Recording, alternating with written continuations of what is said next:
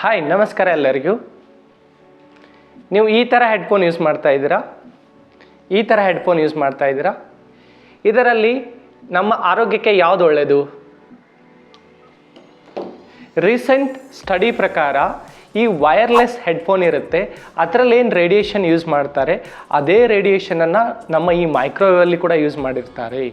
ನೀವು ತುಂಬ ಜನ ಸೆಲೆಬ್ರಿಟಿಗಳು ನೋಡಿದ್ದೀರಾ, ಈ ಥರ ವಯರ್ಡ್ ಹೆಡ್ಫೋನನ್ನು ಯೂಸ್ ಮಾಡ್ತಾ ಇರ್ತಾರೆ.